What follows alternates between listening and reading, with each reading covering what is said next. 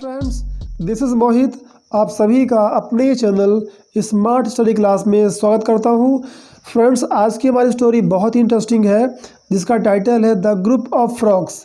इससे आपको बहुत बड़ी सीख मिलने वाली है और इसके साथ आप सीखेंगे इंग्लिश के कई सारे नए वर्ड्स और इंग्लिश का कैसे हिंदी में अनुवाद करते हैं, ये सारा चीज़ आप सीखने वाले हो। So guys, please watch this video till the end.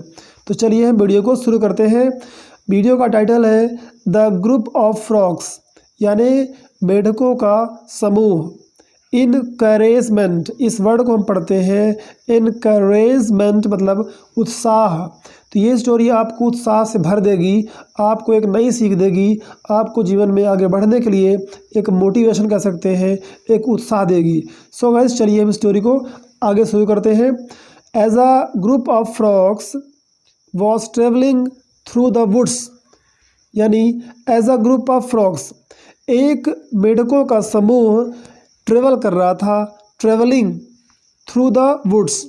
Woods यानी यहाँ पर होता है छोटा जंगल, स्मॉल फॉरेस्ट को हम वुड्स कहते हैं, छोटा जंगल। थ्रू यानी से होकर, ओके, से होकर एक मेढकों का समूह गुजर रहा था, ट्रेवलिंग कर रहा था, यानी यात्रा कर रहा था। टू ऑफ देम, यानी उनमें से दो, टू ऑफ देम, ओके, उनमें से दो। तो यहाँ पर देखिए ऑफ का मतलब में हो रहा है, okay.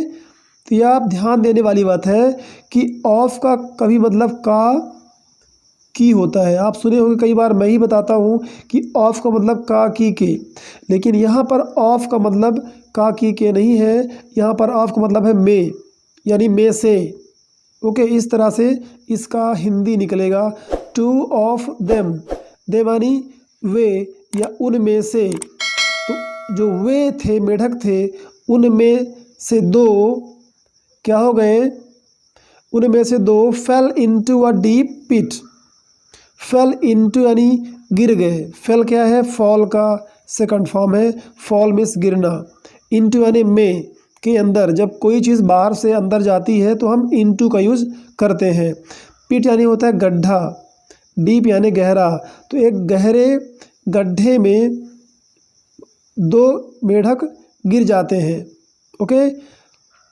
When the other frogs crowded around the pit and saw how deep it was, यानी क्या हुआ कि जब वे सारे मेढक जो उसके पीछे आ रहे थे, ठीक है, उन्होंने क्या किया, एक घेरा बना लिया और वहाँ पर खड़े हो गए, ओके। व्हेन, जब, अदर फ्रॉग्स यानी अन्य मेढक, क्राउडेड मतलब होता है भीड़ लगाना, भीड़ इकट्ठी होना, अराउंड द पिट, उस पिट के यानी उस गड्ढे के चारों तरफ वो भीड़ लगा लिए। सॉ एंड सॉ यानी वो देखे, सॉ क्या है, सी का सेकंड फॉर्म है, सी मतलब देखना। हाउ डीप, कितना गहरा, इट वाज, यह था, यानी पिट कितना गहरा था। They told the two frogs that there was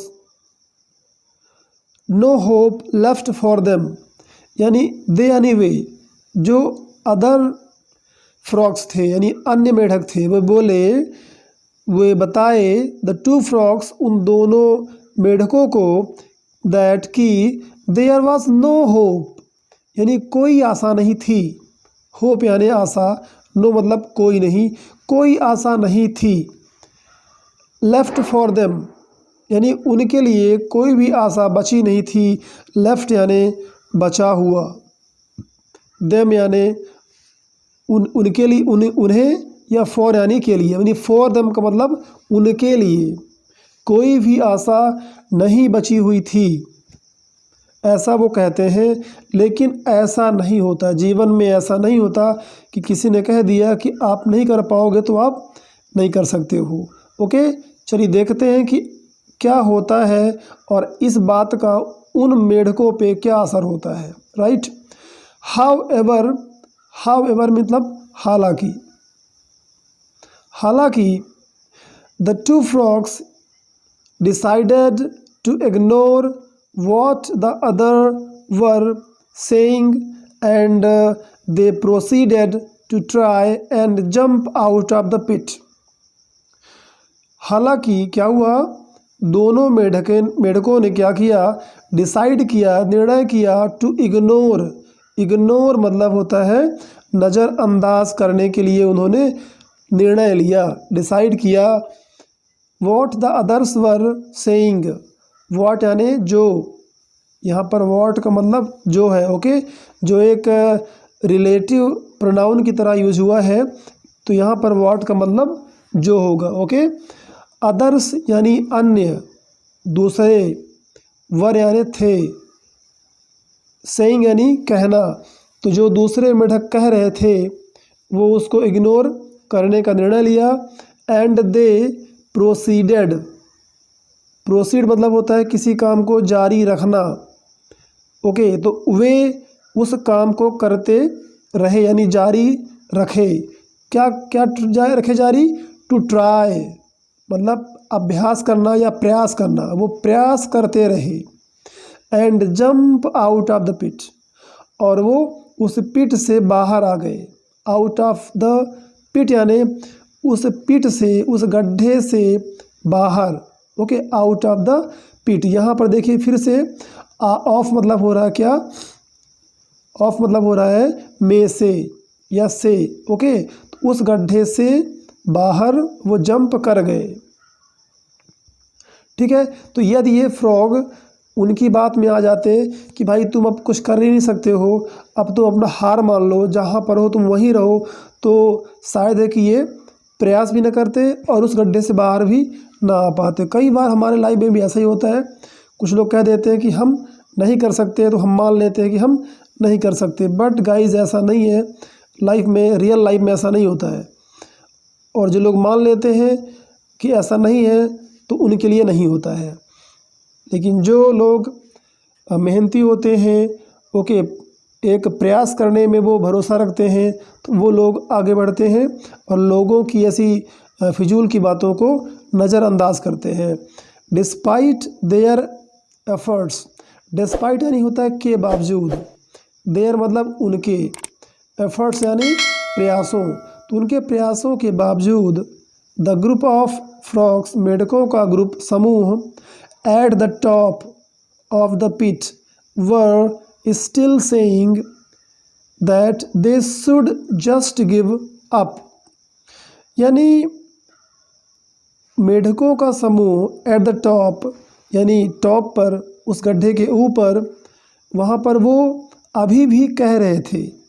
were still saying, still मतलब होता है अभी भी, ओके, जब समय की बात आती है तो इसका मतलब होता है अभी भी, यानी कोई काम अभी भी हो रहा है, तो वो अभी भी कह रहे थे, क्या कह रहे थे, दे should just give up, give up मतलब होता है त्याग देना, गिव अप छोड़ देना, शुड यानी चाहिए, तो वो अभी भी कह रहे थे कि वे यानी उन्हें छोड़ देना चाहिए, दे शुड जस्ट गिव अप, उन्हें त्याग देना चाहिए, यानी प्रयास करना बेकार है उनके लिए, अब वो हार मान जाएं, गिव अप कर दें, छोड़ दें। That they would never make it out, तो वे कभी भी उससे बाहर ना आ पाते। दे वुड नेवर, नेवर मतलब कभी नहीं, मेक इट आउट मतलब ऐसा ना कर पाते। That they would never make it out यानी वो ऐसा कभी ना कर पाते। इवेंचुअली, इवेंचुअली मतलब होता है कि घटनावश या कभी ऐसे ही जो काम हो गया है ना, अचानक से करते गए और हो गया, ऐसा होता है, तब हम बोलते हैं इवेंचुअली, यानी घटनावश। One of the frogs took heed to what the others were, यानी एक मेढक ने क्या किया कि उनकी बातों को ध्यान दे दिया, जो लोग कह रहे थे कि तू भाई नहीं कर पाएगा, ठीक है, तू छोड़ दे, त्याग दे, गिव अप कर दे, ओके, क्यों परेशान हो रहा है, नहीं बाहर आ पाएगा। तो इवेंचुअली यानी घटनावश, वन ऑफ द फ्रॉग्स मेढकों में से एक, यानी उनमें से एक ने टुक हीड, टुक हीड मैनी, टुक क्या है, टुक टेक का सेकंड फॉर्म है। टेक मतलब लेना और हीड यानी ध्यान, ठीक है।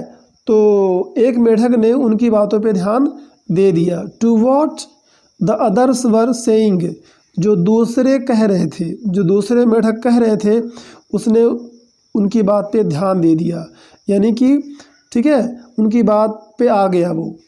एंड ही गेव अप, और उसने त्याग दिया। गेव अप, गिव अप का सेकंड फॉर्म, गिव अप छोड़ देना, त्याग देना, तो वे गेव अप कर दिए, छोड़ दिया वो।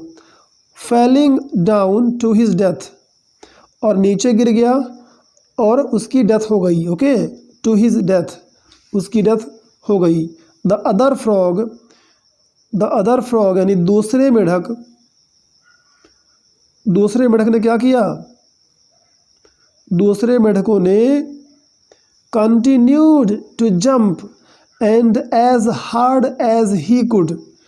दूसरा फ्रॉग क्या किया कि वो कंटिन्यू करता रहा, जारी रखा, वो अपने प्रयास को जारी रखा। कंटिन्यूड टू जंप, कूदना। एज हार्ड एज हार्ड मतलब कि जितना हार्ड, जितना कठिन मेहनत वो कर सकता था। ही कुड, उसने किया। ओके, अगेन दोबारा यानी फिर से। The crowd of frogs yelled at him to stop the pain and just die, यानी फिर से दोबारा। द क्राउड ऑफ फ्रॉग्स, मेढकों का क्राउड यानी झुंड, ओके भीड़। ईल्ड मतलब होता है चिल्लाना, ओके चिल्लाए, वो क्या चिल्लाए, एट हिम उस पर चिल्लाए, टू स्टॉप रोकने के लिए, the pain and just die. Pain मतलब दर्द, वो बिल्कुल बहुत कठिन प्रयास कर रहा था, पूरा अपनी ताकत लगा के, ठीक है। उसके बॉडी में जो है तो ब्लड आ रहा था, उसके बाद शरीर में खरोंचें आ गई थी, खून बह रहा था, लेकिन फिर भी वो प्रयास कर रहा था, वो आने की जिद पे अड़ा हुआ था। तो मेढकों ने बोले कि भाई तू त्याग दे, छोड़ दे, ओके इतना कष्ट क्यों उठा रहा है, जस्ट डाई, और तुम मर जा, और तुम वहीं पर मर जाओ, इससे अच्छा है कि तुम वहीं मर जाओ, इतना कठिन प्रयास क्यों कर रहे हो। लेकिन फिर भी वो मेढक जिद पर था और वो अपनी आखिरी सांस तक प्रयास करता रहा। He jumped even harder and finally made it out. He jumped, वह कूदा, इवन हार्डर, बहुत कठिन भी, ओके बहुत कठिन, यानी उससे कठिन भी उसने प्रयास किया, अपनी पूरी जान लगा दी। फाइनली मेड इट आउट, और अंततः उसने इसे कर दिखाया, कर लिया। ओके, उसके दिमाग में सवार था कि भाई मर तो जाना ही है, मैं अपनी पूरी ताकत क्यों ना लगा दूँ। व्हेन ही गॉट आउट, जब वो बाहर आया, गॉट आउट क्या है, गेट आउट का सेकंड फॉर्म है। गेट आउट मतलब होता है बाहर आना, तो बाहर आया, गॉट आउट। तो जब वह बाहर आया, द अदर फ्रॉग्स सैड, दूसरे मेढकों ने कहा, सैड ने कहा, did you not here us, did you not here us, here मतलब सुनना, अस यानी हमें, तो क्या तुम हमें नहीं सुन पाए। हम क्या कह रहे थे कि तुम मत प्रयास करो, वहीं पर मर जाओ, ठीक है, इतना ज़्यादा मेहनत मत करो, ठीक है, कि तुम्हारी बॉडी जो है तो पूरी लहूलुहान हो गई, तो क्या तुम मेरी बात नहीं सुन पाए। तो देखिए उस मेढक का क्या जवाब होता है, आखिरकार उसने इनकी बात क्यों नहीं मानी। ही जम्प्ड, ये मैंने आपको पढ़ा दिया है, लास्ट में यहाँ देखते हैं। The frog explained to them, उस मेढक ने उन्हें एक्सप्लेन किया मतलब कि समझाया। उसने क्या समझाया, उसने सारी बात को समझाया, बताया। दैट कि ही वॉज डीफ, वह बहरा था, डीफ यानी बहरा। तो जब वो अपनी बात को इशारों में समझाया और बताया कि भाई मैं बहरा हूँ, ओके, वह बहरा था। ही थॉट, वह सोचा, ओके, वो क्या सोचा, they were encouraging me, sorry, they were encouraging him and the entire time। तो उसने सोचा, ओके, कि वे इनकरेजिंग कर रहे हैं, मतलब प्रोत्साहित कर रहे हैं, ओके। उसे लगा कि वे जो अदर फ्रॉक्स थे वो उसे इनकरेजिंग कर रहे थे, ओके। वर यानी थे, चूँकि पास्ट में स्टोरी है तो ओके, वर मतलब थे, और यहाँ पर जहाँ जहाँ वॉज आया है वहाँ पर उसका मतलब था होता है, ओके। तो ये कॉमन सी बात है, आप शायद जानते भी होंगे, फिर भी कई बार लगता है कि कोई व्यूअर्स नए हैं, बहुत बेसिक पे चल रहे हैं, तो उनके लिए बताना ज़रूरी भी होता है। इनकरेजिंग मतलब होता है प्रोत्साहित करना। हिम यानी उसे। एंटायर, ये आपके लिए वर्ड नया हो सकता है। एंटायर मतलब होता है पूरा, ओके, ये पूरी। तो पूरा टाइम, एंटायर टाइम यानी पूरे समय उसे लगा कि वे मुझे जो है उत्साहित कर रहे थे, इनकरेजिंग कर रहे थे, मुझे प्रोत्साहन दे रहे थे। इसलिए वो प्रयास करता गया और एट द लास्ट वो जीत गया। आखिरकार वो कर दिखाया और उस गड्ढे से बाहर आ गया। तो गाइज़, ये देखिए मोरल स्टोरी का हम क्या सीखते हैं, क्या शिक्षा मिलती है। People's words can have a big effect on others' lives. Lives यानी होता है जीवन, अदर्स यानी अन्य या दूसरों के, इफ़ेक्ट आप जानते होंगे प्रभाव होता है, इफ़ेक्ट मतलब प्रभाव। तो लोगों के वर्ड्स का कैन हैव यानी हो सकता है, ओके, कैन हैव हो सकता है क्या, अ बिग इफ़ेक्ट, एक बहुत बड़ा प्रभाव हो सकता है लोगों के शब्दों का। थिंक, सोचिए, अबाउट वॉट यू से before it comes out of your mouth.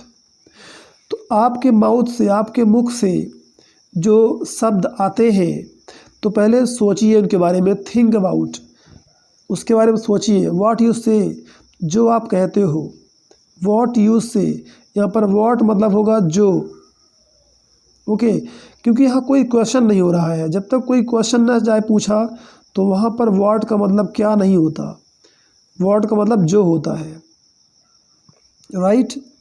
तो आप अपने मुख से जो शब्द कहते हैं उसके बारे में आपको सोचना चाहिए, पहले बोलने के पहले सोचिए, बिकॉज उसका जो है लोगों पर असर होता है।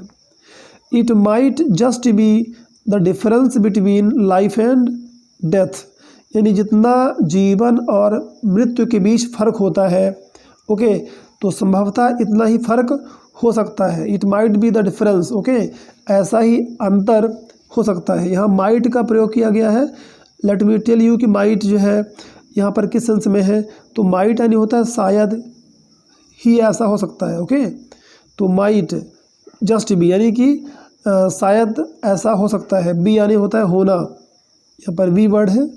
जो लोग बेसिक से हैं तो उन्हें ये चीज़ ना पता होगी, ओके।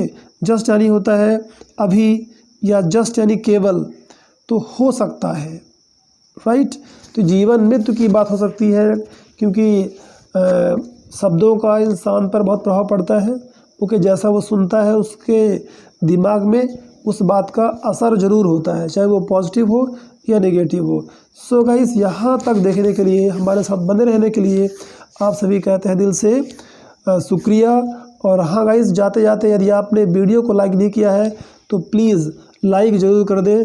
और यदि ये स्टोरी लगती है कि इम्पोर्टेंट है और दूसरों को इस तरह से कुछ मोटिवेशन दे सकती है, आपके किसी भी दोस्त यार को इंग्लिश सिखा सकती है, ठीक है, इस तरह से उनको भी जो है इंग्लिश का हिंदी में अनुवाद करना आसान लगता है, तो आप इस वीडियो को शेयर ज़रूर करें।